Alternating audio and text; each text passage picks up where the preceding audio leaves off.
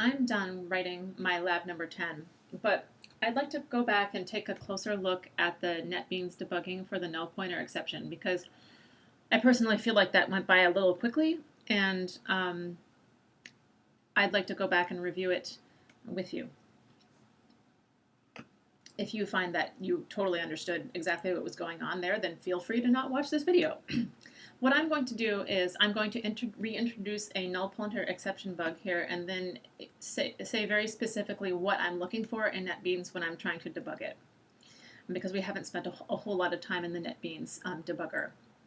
So this is my completed lab for chapter 10, and I am going to reintroduce my problem here with numWords entered. Instead, I'm going to put back my original thing, which was words.length, so it will iterate through the whole array rather than just through the parts of the array that are filled up with actual words.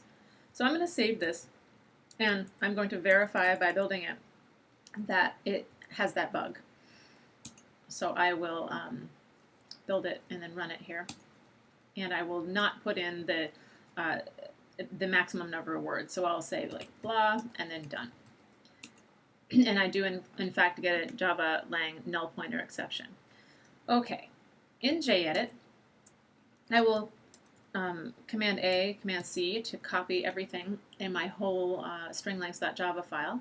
And now I'm going to head over to NetBeans, where I had previously created a new Java project in NetBeans. I think I'm still running from the last time I wrote this video, so I'll just stop myself. At the top of NetBeans, when you start your new program, there will be a package declaration, which I need to leave in there. And then everything under from here down, I'm just going to paste in from JEdit. Then I will make sure that whatever I named my Java file in NetBeans, I'll just make sure that I named my class the same thing, and then it will all be fine. I'm going to continue to do most of my editing in JEdit. And then if you go on to take the next Java class here, you'll be in NetBeans for that class. NetBeans just has a little more bookkeeping associated with it, and so it can be confusing for beginners, which is why we're using JEdit. Okay, so now I'm in NetBeans, and I want to see more clearly what is going on with this null pointer exception. I've never seen one of these before, say. And if I run it, I can see that, my null pointer exception is at line 58. Let me check that in JEdit. 58 is here just inside this for loop, somewhere on that line. So I'm going to go to JEdit, or go to NetBeans from JEdit, and go to that same place in the code. And I'm going to set a breakpoint there. If I didn't want to look back and forth between JEdit and so forth, I could go up to NetBeans and click the play button and just let it hit that same error. Blah, done. It will bomb at the same place. In this case, it's at stringlengths debugging.java line 65. I can actually click this link in NetBeans and it will take me to that line, so it's right here. And for a null pointer exception, it means something on this line is null, but I don't know what that is. And so I am going to put a breakpoint here so that I can stop here and look at what might be null. That's why I'm setting the breakpoint here. So my first goal when I have a null pointer exception is to find out what on this line is the problem. There's a lot of code. Something is null. What is null? First I need to find out what. So then I will click the debug button and try to oh, this is my previous breakpoint is at 102, so it's giving me an error about it, and I'm just going to unset it so I won't get that error again. Okay, so let me switch to my output. Blah, done. So one thing to notice, I just switched back without just talking about it, but there's multiple tabs open in the output console. If you get switched into the console, you can switch back to the output by clicking the other one in NetBeans. Okay, so here I should hit a breakpoint, and I do. And so my goal here is to find the thing that is null. What is null?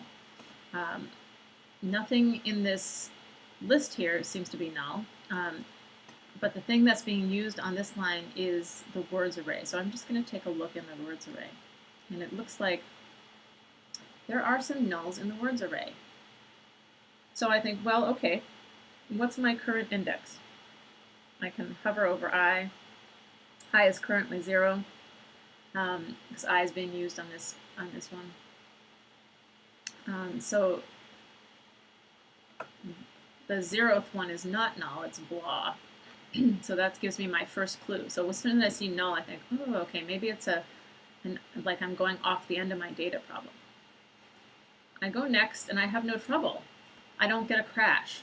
So I continue, and now I go down and I realize that word sub I is now 1.